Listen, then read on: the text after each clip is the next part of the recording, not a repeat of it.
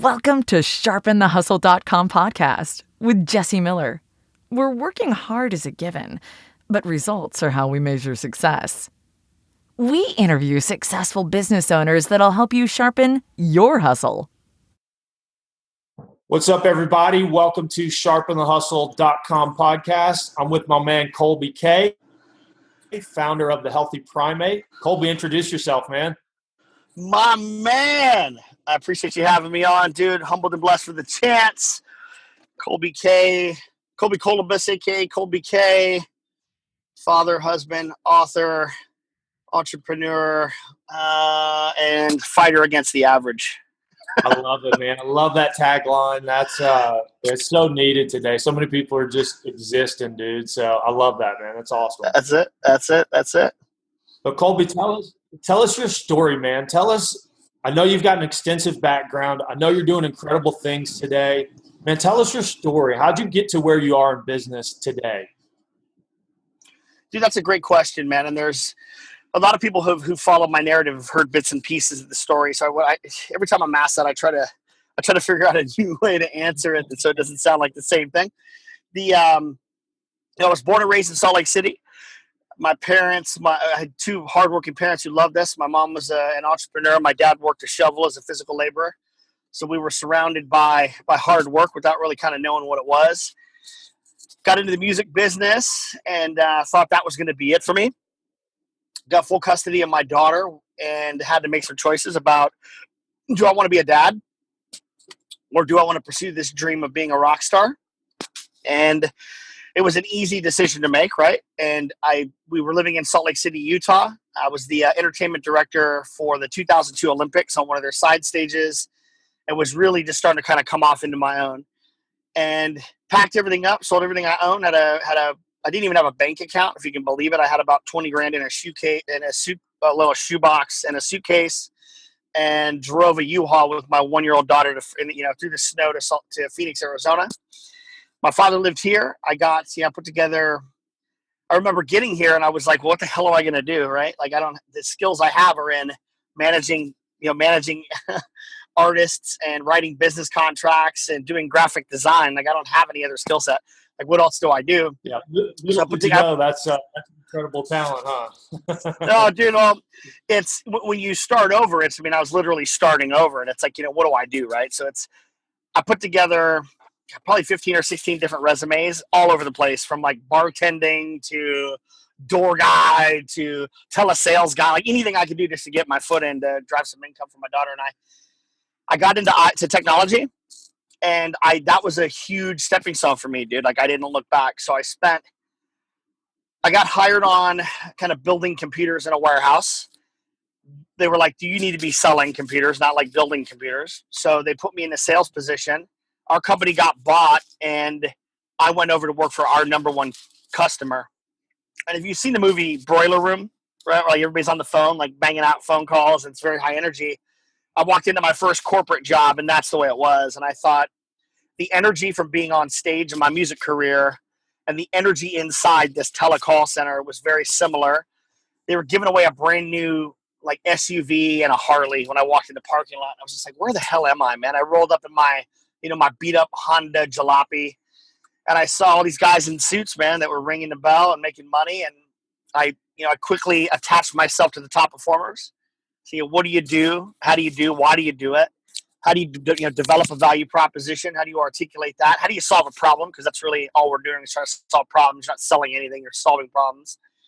And as I started to go through this exercise, I noticed the executive in a corner office driving a sports car. And I thought, instead of doing this out here on the floor, I want to be that guy. I want to be the owner. I don't want to be a player coach. And I put that goal on my sights, man. It was, how can I be the youngest executive at a Fortune 500 company? And I was very blessed to do it twice, at a Fortune 100 company here and a Fortune 500 company as well.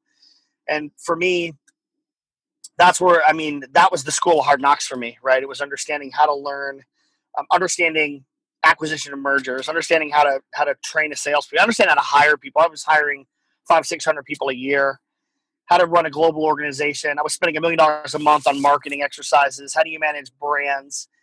And in this, I was able to build a $500 million business twice, And I woke up one day and thought, fuck it. Like I should be doing, this is not the end goal. Working 60 hours a week for somebody else is not, I had a vision of doing more. And I risked everything to go build a software company.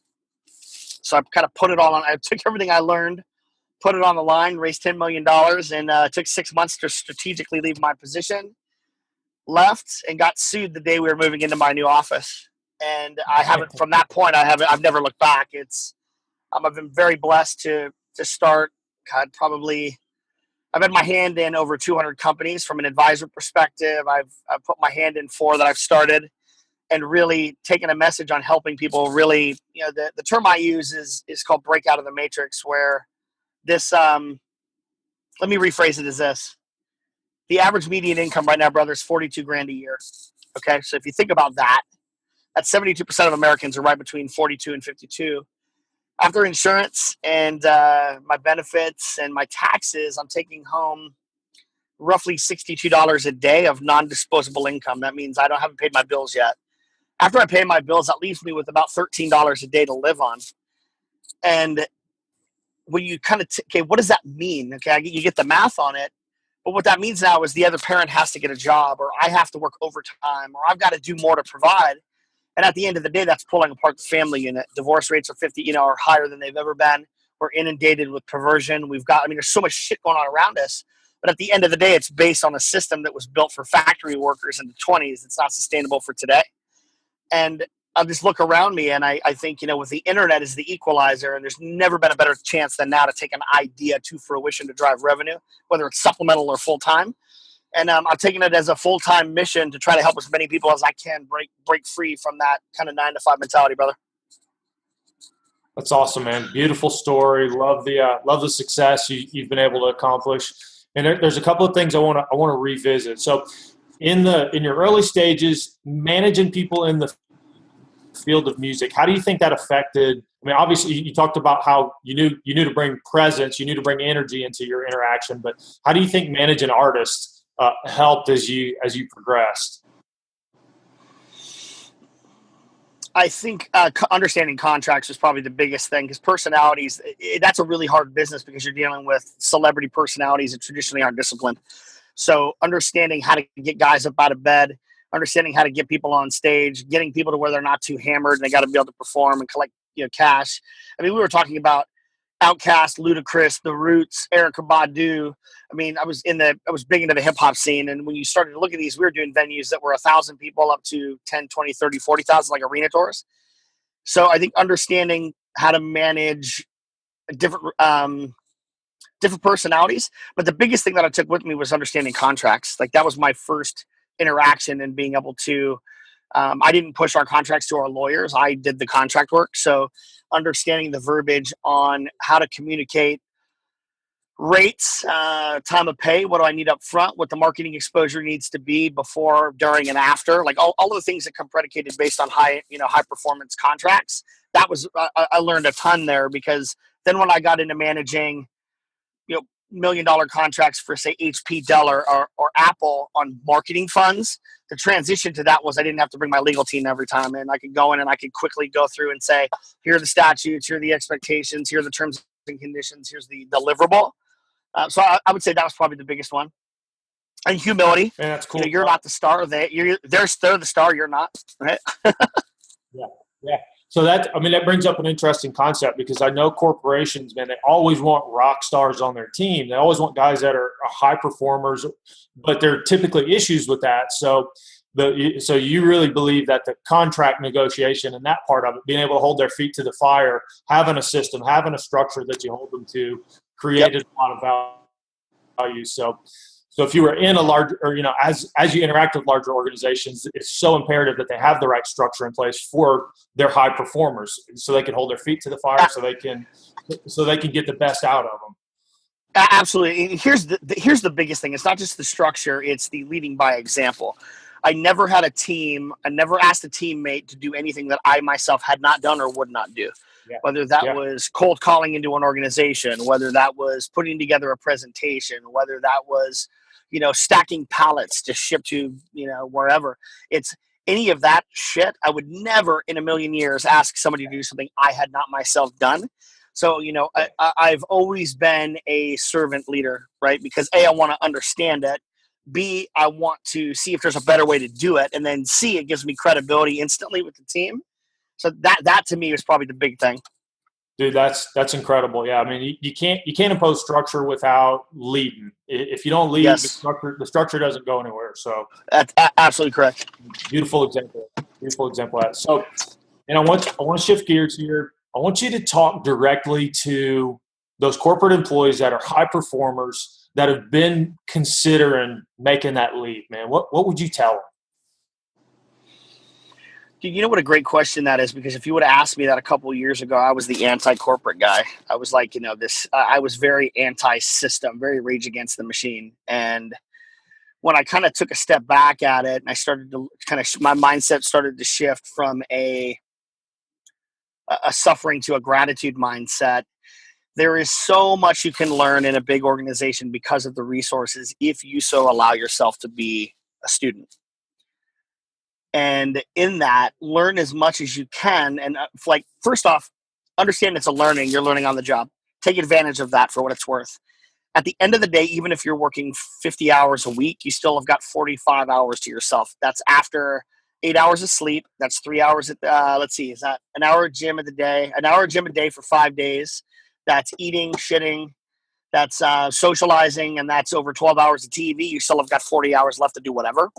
So when you look at that, being able to take the skill sets you're learning in corporate America and turn them into something you like. There's an exercise I do all the time where it's all of us were given a skill set, a passion, or a drive. All of us have it. At around 10 or 11 years old, we've been we've been stifled, and we've been told that those creative things are not okay. I don't know why, right? But those things get pushed down. You need to make a list of these things. What are you naturally good at? Is it talking to people? Are you artistic? Is it being able to solve problems? Is it underwater basket weaving? Is it dunking a basketball? What is it? And then the next thing is being able to take a skill set. What are you super passionate about? And then the third column is what is stopping you from actually achieving or doing something with those ideas? Because each one of those ideas now can become some side supplemental income. So for me, if you're happy with your base salary, like our conversation is not for you. If you're waking up every day going, I didn't sleep very well, I'm waking up driven, I'm drained and feel like there's something better, that's where this conversation is probably most relevant. It's learning, being a student in your environment, learning on the job, and then finding something you can be passionate in and starting a side hustle to start to, what I call it taking a calculated risk. Start to supplement your income. It becomes a math exercise if you want to go full-time into something you love and understand what those math equations need to be and understand you got 40 hours a week outside your job to go do that. Dude, I love that. What I hear, if I had to summarize it, is there's a litmus test. If you're not engaged and you hate your job, starting a company is probably not the thing to do. If you're engaged, you're developing your skills, you know yourself, you know how you work within a team, and you're at the point where it's keeping you up at night, you ought to look at it. Absolutely. Dude, that's a killer summary, man. I love that litmus test. People don't get that. If you can't be a good employee, you're not going to be a great boss. I mean, if you can't engage in what you do, it just doesn't work. So, man, that's awesome. Well, being a good employee is almost like your scholarship into doing something else. It's like you got to be able to graduate that you have to be the best at what you're doing, whether you like it or not. Learn from it, then move out. Yeah, dude, that's when stuff sucks, when your job sucks, it's really hard to have that mentality, and I get it. I've been there multiple times, even before, after, and during. That's awesome, man. That's wisdom. So, Kolby, let's talk about the future. You've done incredible things. What gets your attention today? Where are you headed? My man, it's as humans, we're continually reevaluating and kind of slicing things up and starting over. And I started saying 2 years ago called Remember Why You Started.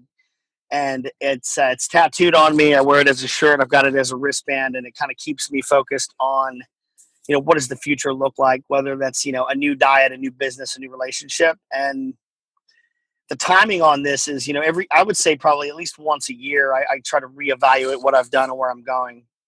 And recently a lot of things that I do is sliced up into giving back.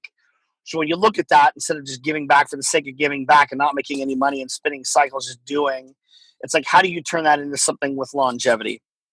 I heard something brilliant about money. It was something along the lines of, I don't think I've said this out loud, but I hope I don't butcher it. It's something along the lines of having money is not a bad thing, right? Because money is an enabler.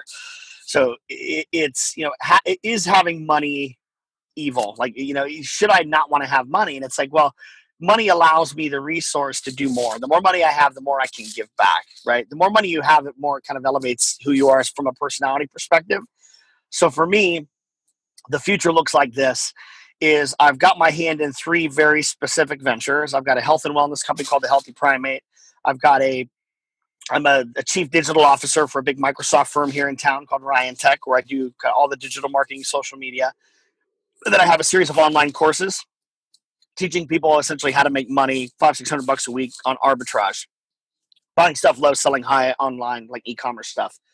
When I look at what each of one of these things does, each one of them has a huge aspect on giving back. So the future for me is providing, first off, clean water and food and clothing, technology, resource, and enablement for those that are in extreme poverty, women and children first, starting here at home and then going outside the country.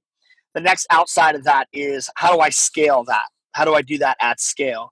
And then once that happens, how do I start to involve larger companies from a philanthropic effort to use their programs to systematically scale it? Microsoft, they give away $1 billion every single year as a company to philanthropic efforts. So I'm building a business model now to help be the go-to to go do that. So when companies want to give back, how does that process work? So for me, that's what's really exciting, is trying to put a number around that and try to quantify that. Right now, the number of 2 million children is what we've come up with based on how much it takes to feed, clothe, educate, and enable children here in the States. So that's probably the most exciting thing for me outside of kind of my family and friends. Man, that's incredible. It's funny when I interact with early entrepreneurs, they one of the badges that they love to wear is that, it's not about the money for me. And I'm like, dude, you're missing it, because the money is a vehicle. You have to create cash. You have to create excess. You have to create margin. If you're ever going to do any of the stuff that you say you want to do, it's the vehicle. It's the only way to get there. So, man, that's beautiful. I love that. I love that perspective. And it is, man. It's just a vehicle. It's just a tool. If it's your end game in business, you're missing it, man. But create as much of it as possible and do the things you say you want to do with it. So, man, it's a commodity. When you look at things like this, when you look at money as a commodity and you are the value, your thought process changes. Not like I need money, but I've got a skill set that's unique to me, and I've got a value that people pay you for the value that you deliver. And when you understand that you have value that you deliver in your marketplace, then you understand that money is a commodity, and all these people that you're dealing with, most of these companies you're trying to get money from, are bullshit, and they're like, having you as the prize is the value, right? So when you can figure out that piece and understand that what you do is extremely valuable and deliver value every single time, when you concentrate there, less on the money comes, but money's got to be part of the driver to kind of the ends to the means, right? Well, yeah, no, it's absolutely amazing. So, a lot of businesses get it backwards. They don't put enough value on what they do. So the reality is they're not actually delivering results because the people that are interacting with them don't value them. So, man, but they become a commodity, right? And then all it is about price. Yeah. And anytime you're competing on only price as your value proposition, you're going to lose. Man, awesome stuff, man. If you're listening to this, get some wisdom. It's good stuff, man. People give you money for wisdom. And you can go do all the fun things you want to do. That's it. All right, man, let's switch gears. Since we're on the topic of money, if you had no resources, what would you do today to build the company that you dreamed of? If I had no resources, nothing other than your knowledge or your wisdom or your experience. No cash. I think it would go. I think it would go back to this, right? So let's just assume you have nothing. Let's say you lost everything tomorrow and your bank account was drained. What would you do? First and foremost, what I would do is make sure that I had mortgage, gas, and food. So how would I do that if I had no income? Arbitrage. So I'd start with books. I would start with books. I'd go to Goodwill and I would pick up 25, 50-cent books and I would sell them on Book Scout or eBay or Amazon for 5, 6, 7, $10 based on what the fair market value was. I'd start there. Within 30 days, I would have probably a couple $100. I'd take that $100. Then I would go to a discount retailer and buy something that was $3 or $4 and sell it for 15. All of it would be around e-commerce. Like I would go ahead, I would buy stuff in my local area that's undervalued where I am, that people are paying a premium for. And I've done it. I mean, we have students now that are making $5, $6 grand a week. So I would do that, use that money to establish kind of a base, make sure my home base was set with food and, shelter and all that stuff. And then I would use that money. What would I do? The same thing I'm doing now, dude. I would try to figure out ways to build long-term kind of longevity and helping those in need. And I don't know what that would be. It'd be very similar to what I'm doing now. But I would start there. You gotta get a little bit of income in so you're comfortable. There you go. Very clear steps. If you still have excuses about starting a business, don't think about it anymore because you don't have what it takes, man. That's awesome, man. Dude, I will give you. I'll tell you what would be if your audience will find value in it. I wrote a book on essentially wealth management. So like how to essentially reduce your debt, increase your income, pay off, and kind of balance that out so you can stay focused on what's important. I don't even know how many pages it is, but I'll send you a link to it for a free download if you guys want it. But you got understanding. Awesome. You got to understand. You have to understand wealth management, man, and like how the debt system works because we're never taught any of that stuff. Like my parents didn't know it. Their parents didn't know. My grandparents were immigrants. They didn't know any of this stuff. So it's one of those things where they purposely don't teach us this stuff in school, so we continue to go in debt. So understanding that I think is important. So it's just a guide on understanding how to like negotiate with your debtors, how to prioritize your debt system, how to increase your income based on 5 or 6 ideas. I have a section in there with Tony Robbins and Dave Ramsey. So like I'll give that to you guys if you'll find some value. I'll shoot you the link after this. Very cool, man. I appreciate that. So last question, where's the best place for the audience to get in touch with you, man? If they want to learn more or contribute or whatever to what you're doing, where can they find you? You can find me at facebook.com/I'm Kolby K, KOLBYKAY. Awesome. Good deal. Reach out, man. This guy's got incredible information. I love your wisdom, man. Thank you for sharing today, and look forward to the future with you, man. Thanks for having me on, man. I appreciate it. Glad to. You've been listening to SharpenTheHustle.com podcast with Jesse Miller. To learn more about the resources mentioned on today's show, or to listen to past episodes, check out SharpenTheHustle.com.